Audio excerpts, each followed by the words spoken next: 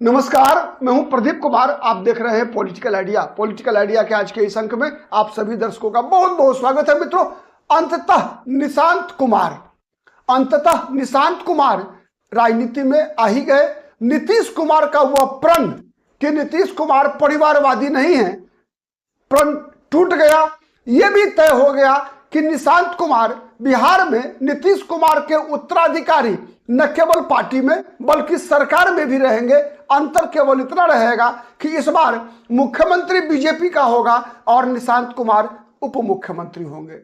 ये बात भी, इस बात के भी पूरे संकेत निकल कर आ रहे हैं मित्रों कि जिस प्रकार से नीतीश कुमार जब से मुख्यमंत्री रहे, जितने दिनों तक बिहार में मुख्यमंत्री रहे, नीतीश कुमार ने कभी भी विधानसभा के सदस्य नहीं रहे।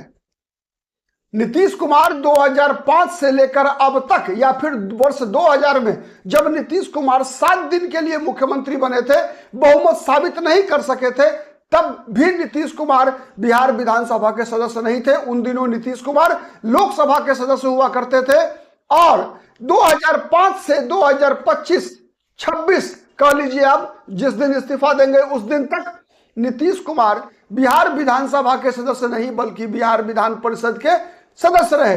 लेकिन नीतीश कुमार, आपको शायद पता नहीं होगा मित्रों कि नीतीश कुमार, आज ये चर्चा मैं इसलिए कर रहा हूं मित्रों कि चूंकि निशांत कुमार के बारे में जैसी समाचार निकल कर आ रहा है, जो बातें निकल कर आ रही है, उसके अनुसार निशांत कुमार उसी विधानसभा क्षेत्र से चुनाव लड़ेंगे जहां से नीतीश कुमार ने पॉलिटिकल डेब्यू किया था।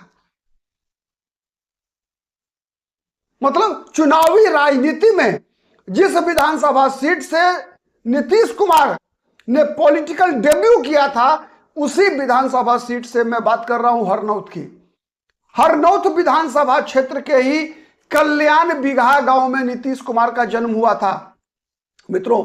और नीतीश कुमार अवधिया कुर्मी के परिवार, कविराज, उनके पिताजी का नाम था कविराज रामलखन, और कविराज रामलखन बिहार के पहले उप मुख्यमंत्री और गृह मंत्री कह लीजिए, श्री बाबू के कैबिनेट में दूसरे नंबर के मंत्री कह लीजिए, अनुग्रह नारायण सिंह के काफी निकट थे।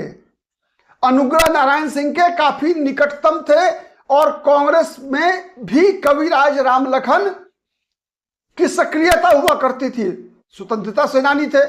और बाद में भी इसका नीतीश कुमार को भी कह सकते हैं आप, जिस प्रकार से कविराज रामलखन अनुग्रह नारायण सिंह के संपर्क में रहे, वैसे ही नीतीश कुमार के साथ भी सत्येंद्र नारायण सिंह, उनके पुत्र, बिहार के पूर्व मुख्यमंत्री रहे सत्येंद्र नारायण सिंह का भी सानिध्य नीतीश कुमार को प्राप्त रहा। मित्रों, 1977 में जब नीतीश कुमार पहली बार हरनौत विधानसभा सीट से चुनाव लड़े थे, तो कहा जाता है कि सत्येंद्र नारायण सिंह की बड़ी भूमिका थी नीतीश कुमार को टिकट दिलवाने में। सत्येंद्र नारायण सिंह की बड़ी भूमिका थी। आज सत्येंद्र नारायण सिंह के पुत्र निखिल कुमार, जो कि कांग्रेस पार्टी में है, लोकसभा के से सदस्य रह चुके हैं, औरंगाबाद के सांसद रह चुके हैं, नागालैंड के और केरल के राज्यपाल रह चुके हैं निखिल कुमार। तो निखिल कुमार अनुग्रह नारायण सिंह के पोता हैं। वैसे ही कविराज रामलखन के पोता निशांत कुमार बिहार विधानसभा का चुनाव लड़ेंगे। यह बात भी लगभग स्पष्ट हो चला है। वर्तमान में वहां से विधायक हैं हरिनारायण सिंह। लेकिन आज के दिन मित्रों, आपको जानना चाहिए, हरिनारायण सिंह ने तो खैर घोषणा कर दिया है कि वो कभी भी इस्तीफा देने को तैयार है हरनौत विधानसभा सीट से। यह एक अलग विषय है। लेकिन आपको जानना चाहिए मित्रों कि नीतीश कुमार जब 1977 में जब विधानसभा के चुनाव लड़े थे, हरनौत से हार गए थे। उनके मित्र लालू प्रसाद यादव लोकसभा का चुनाव जीत गए थे सारण लोकसभा सीट से, छपरा संसदीय क्षेत्र से। रामविलास पासवान हाजीपुर लोकसभा सीट से ही इतने मार्जिन से जीते थे कि वर्ल्ड रिकॉर्ड बना था। Guinness book of world records में रामविलास पासवान का नाम 1977 में मार्जिन के मामले में, जीत का मार्जिन के मामले में शामिल हुआ था। लेकिन नीतीश कुमार विधानसभा चुनाव भी 1977 में हरनौत विधानसभा सीट से हार गए थे। और इतना ही नहीं, केवल 77 नहीं हारे थे बल्कि 1980 भी हारे थे। 1980 में भी विधानसभा चुनाव हार गए थे नीतीश कुमार। 1985 का वह चुनाव, तब नीतीश कुमार बिहार विधानसभा में पहुंचने में पहली बार कामयाब हुए थे। और उसके बाद तो फिर नीतीश कुमार ने कभी पीछे मुड़कर नहीं देखा। लेकिन एक जानकारी आज के दिन आपको जाननी चाहिए कि मित्रों, नीतीश कुमार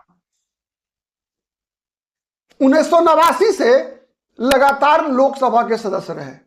लेकिन एक मौका ऐसा भी आया कि नीतीश कुमार अपने ही मित्र विजय कृष्ण से बार लोकसभा सीट से चुनाव हार गए थे, लोकसभा में नहीं पहुंच सके थे।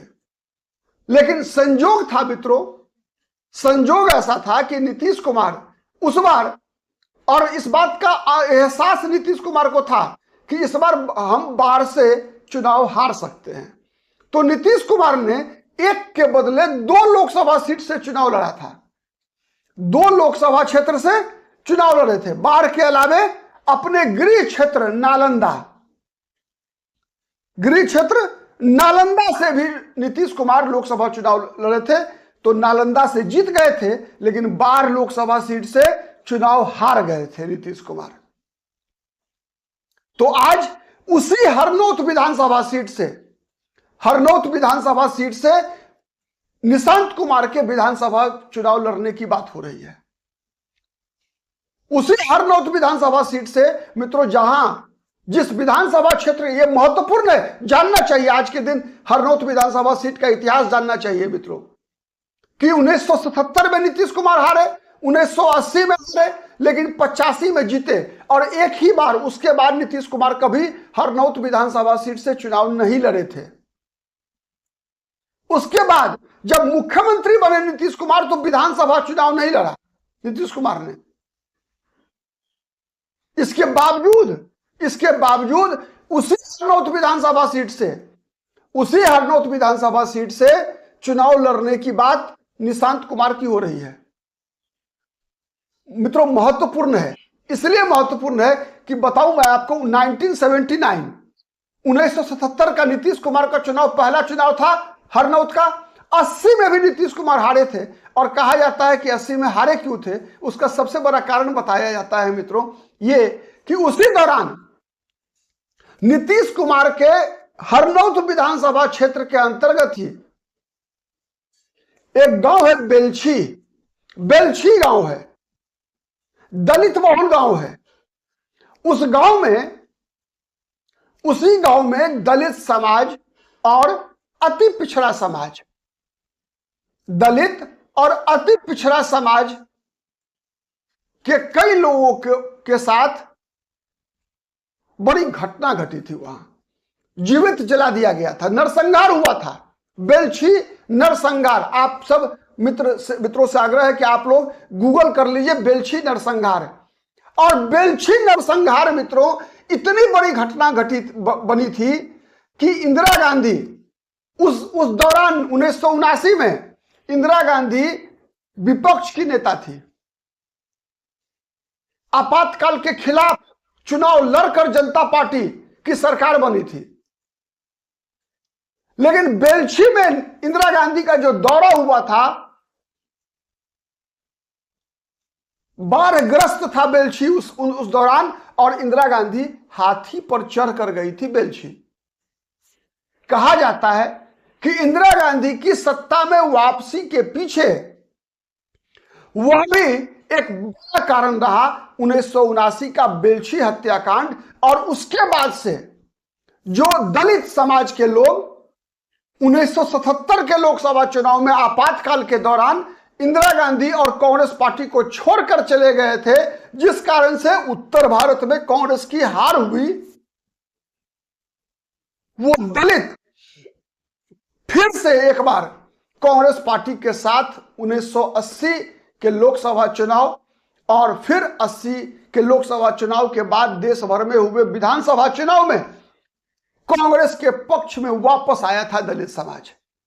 उस बेलछी हत्याकांड का जिस प्रकार से इंदिरा गांधी ने इस्तेमाल किया था, और बेलछी में जो नरसंहार हुआ था मित्रों, उस नरसंहार में जो शामिल थे, जो जाति शामिल थी, जो किसान की जाति शामिल थी, जो भूमिपति थे, वो भूमिपति नीतीश कुमार की जाति के लोग थे। इसीलिए कहा जाता है कि 1980 में इंदिरा गांधी की हार हो गई थी।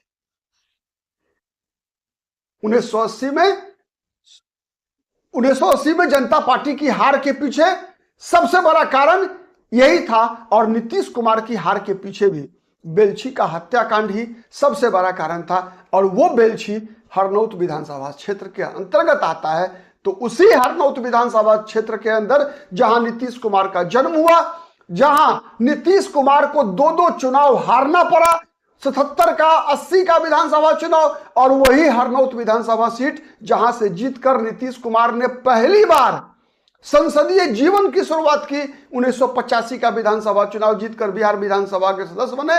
तो उसी हरनौत से निशांत कुमार जब अपनी चुनावी राजनीति की शुरुआत करेंगे,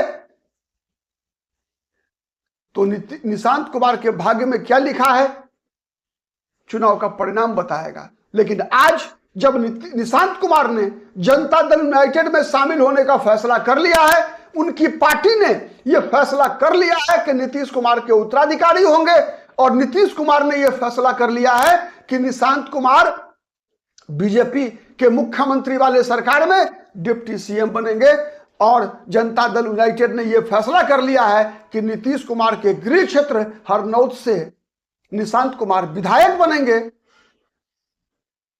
तो नीतीश कुमार के बस में अपनी पार्टी का मुखिया बनाना नीतीश कुमार के बस में है। नीतीश कुमार की पार्टी के बस में है कि नीतीश कुमार किसे उप मुख्यमंत्री बनाते हैं। लेकिन निशांत कुमार हरनौत के विधायक बनेंगे या नहीं बनेंगे, ये तो हरनौत की जनता तय करेगी। देखते हैं जब चुनाव होगा परिणाम क्या आता है। तब तक के लिए निशांत कुमार को बहुत बहुत बधाई, और आप सभी दर्शकों का भी बहुत बहुत धन्यवाद। फिर मुलाकात होगी किसी अन्य मुद्दे पर, तब तक के लिए जय हिंद।